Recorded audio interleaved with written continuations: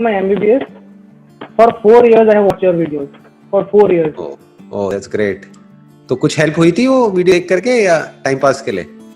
अरे बहुत हेल्प हुई सर, बहुत हेल्प। बताइए क्या क्वेश्चन है आपका?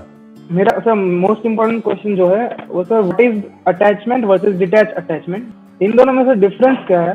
अटैचमेंट मतलब जुड़ना। किसी के साथ भी जुड़ने का मतलब क्या हुआ कि आप उसके साथ में अटैच हो गए। तो अब अटैचमेंट में प्रॉब्लम क्यों होती है, क्यों हम डिटैच होने के बारे में बात करते हैं? डिटैचमेंट मतलब आप उससे अलग हो गए। तो या तो आप किसी के साथ हो सकते हैं या अलग हो सकते हैं, या तो आप किसी से जुड़े हुए हो तो पूरी तरह से जुड़े हुए हो। जैसे एक माँ अपने बच्चे से जुड़ी हुई है, तो जब जुड़ी हुई है तो पूरी तरह से जुड़ी हुई है ना। वहां पे डिटैचमेंट कहां से बीच में आ गया? डिटैचमेंट का कॉन्सेप्ट कहां से बीच में आ गया? और डिटैचमेंट की जरूरत क्या है? Attachment means love. आप उसी से जुड़ते हो जिससे कि आप प्यार होता है। अब प्रॉब्लम क्या होती है, इस अटैचमेंट में हम सेल्फ सेंट्रिक हो जाते हैं। मतलब आप ये कह सकते हो कि ये attachment is out of my own insecurities, my own fear, my own complexities, कि मैं आपके साथ में जुड़ रहा हूं अपने फायदे के लिए। बट अगर ये अटैचमेंट है out of care, out of love, out of compassion, इसलिए हम जुड़े हैं कि मेरे को अपनी परवाह नहीं है कि मेरे साथ में क्या होगा। जैसे एक मां को यह परवाह नहीं होती मेरी नींद पूरी होगी या नहीं होगी, उसको ये परवाह होती है कि मेरा बच्चा रो रहा है, तो मुझे अपने बच्चे के लिए चाहे पूरी रात जागना पड़े कोई दिक्कत नहीं है, मेरे बच्चे को कोई तकलीफ नहीं होनी चाहिए, राइट? बट अब वहां पर भी कई बार मिलावट हो जाती है। मिलावट क्या हो जाती है कि माँ उस बच्चे से बहुत ज्यादा बदले में एक्सपेक्ट करने लग जाती है। ये उस माँ के दुख की जड़ है। बट सर एक थिन लाइन है ना सेल्फिश होने में और लव में, मतलब एक थिन लाइन हो गई ना सर बीच में। बिल्कुल ठीक बात है, मतलब एक बहुत ही थिन लाइन है। ऊपर ऊपर देखने में हर कोई प्रिटेंड करेगा कि वो आपका वेल विशर है। Yes, exactly. अब चाहे मैं हूं चाहे कोई भी है मेरी जगह, यहाँ पर अभी हम ऑनलाइन इंटरेक्ट कर रहे हैं, कोई और भी हो सकता है आप उससे ऑनलाइन इंटरेक्ट कर रहे हैं, हो सकता है वो शो करे कि आपका वेल विशर है, लेकिन अंदर ही अंदर उसके दिमाग में ये चल रहा होगा कि बात के एंड में किस तरीके से मेरा ये जो प्रोडक्ट है, ये जो मेरी सर्विस वो आपको बेचूं और आपसे पैसे निकलवाऊं। आप बर्बाद होते हो जाओ, उसका इंटरेस्ट है कि किस तरीके से मैं अपना फायदा निकाल लूं। बहुत सारे दोस्त भी ऐसे ही होते हैं, नाम के दोस्त होते हैं लेकिन एक्चुअल में उनका अपना मतलब होता है। इसमें क्वेश्चन है sir, does attachment always comes with expectation? Not at all. देखो, attachment born out of the selfish interest is always out of expectations. Exactly. Okay. अगर मैं एक एग्जांपल लेता हूं, मैं I am the father of 2 kids, right? Example नहीं है वैसे, ये फैक्ट है। I am the father of 2 kids, right? अरे आपको पता नहीं है?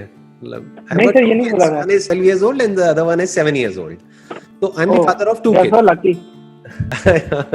How come? इसमें लक क्या है वैसे? तो जिसका फादर इतना इंस्पायरिंग हो वो किड कितना लकी होगा। अच्छा, my kids are lucky, even I am lucky जी। मेरे जो बच्चे हैं वो बहुत ज्यादा प्यार करते हैं मेरे से, बहुत ही ज्यादा अटैच है। और ये अटैचमेंट बुरा वर्ड नहीं है, again I am saying that. But अगर मैं अपनी सारी एक्सपेक्टेशंस अपने बच्चों पे लाद दूं कि देखो मैंने तुम्हें इतना प्यार किया, अब बदले में तुम्हें भी मेरे लिए ये करना पड़ेगा, तो वो प्यार व्यार नहीं है, वो सौदा है। Yes, exactly. समझ गए? मैंने तुम्हारे लिए किया, तुम मेरे लिए करो, इट्स अ डील। राइट, वो it's a deal, it's a business. तो ये अटैचमेंट बुरा है। किसके लिए बुरा है? उनके लिए भी बुरा है और मेरे लिए भी बुरा है। क्योंकि जैसे ही मैं ऐसी एक्सपेक्टेशंस में अपने अंदर लाऊंगा तो उनके ऊपर भी प्रेशर क्रिएट होगा अननेसेसरी। प्लस जब वो एक्सपेक्टेशंस भी पूरी नहीं होंगी तो मुझे भी गुस्सा आएगा, तो दोनों के लिए बुरा हो गया ना। इफ इट इज रियल तो मैं क्या करूंगा कि मेरी तरफ से जो भी मेरी रिस्पॉन्सिबिलिटीज हैं एज अ फादर, वो सारी रिस्पॉन्सिबिलिटीज मैं पूरी करूंगा अपने बच्चों के लिए। जो भी हो सकता है, जिस हद तक भी हो सकता है, वो सब कुछ करूंगा। उसके बाद में आगे अपनी लाइफ को कैसा बनाना है, आगे लाइफ में क्या करना है, क्या नहीं करना है, किस रास्ते को चुनना है, वो सब पूरी तरह से उनका डिसीजन है। उसमें मेरा कोई डिसीजन नहीं है। अगर उनको जरूरत होगी मेरे से डिस्कस करने की तो मेरे से डिस्कस करेंगे, अगर नहीं होगी तो मुझे आकर के बता दें कि मैंने अपनी लाइफ के लिए ये सोचा है, इस तरीके से मैं अपनी लाइफ में आगे बढ़ना चाहता हूं या चाहती हूं। तो अगर इस तरह से मैं सोच पा रहा हूं और इस तरह से मैं कर पा रहा हूं, दैट इज लव। बट अगर मैं अपनी ख्वाहिशें, अपने सपने, अपना इंटरेस्ट उनके थ्रू पूरा करवा रहा हूं, तो मैं अपने बच्चों को यूज कर रहा हूं अपना मोटिव पूरा करने के लिए। It's more like an ownership कि मेरी ये प्रॉपर्टी हो गई है, उन पे कब्जा कर रहा हूं, उनको प्यार नहीं कर रहा। प्यार में कब्जा नहीं किया जाता है, प्यार में फ्री किया जाता है। प्यार आजादी देता है, प्यार बांधता नहीं है।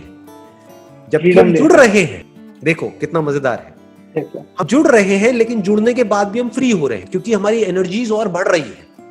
पहले मैं अकेला था, अब मेरे साथ में मेरी वाइफ भी है, तो हम दोनों मिल करके और स्ट्रांग हो गए हैं। क्योंकि कभी मुझे प्रॉब्लम होती है वो मुझे संभाल लेती है, कभी उसे प्रॉब्लम होती है तो मैं उसके साथ हूं। तो इस जुड़ने से हम और स्ट्रांग हो गए हैं। लेकिन अगर ये जुड़ने के बाद में मैं यही सोचता रहूं कि मैंने उसके लिए ये किया, उसने मेरे लिए ये किया, नहीं किया, तो ये जुड़ना उल्टा और सफोकेशन पैदा करेगा। आप समझ गए? तो अगर हम सेल्फिश होकर के एक दूसरे से जुड़ते हैं तो उसमें किसी का फायदा नहीं होता, दोनों का नुकसान होता है। वो अपने बारे में सोचता है, वो अपने बारे में सोचती है, और वहां पर लड़ाई झगड़े होते हैं, कॉन्फ्लिक्ट्स होते हैं। बट जहां पर प्यार होता है वहां पर लड़ाई में भी मजा आता है, क्योंकि पता होता है कि ऊपर लेवल पे तो हम लड़ रहे हैं लेकिन डीपली हम अलग हो ही नहीं सकते।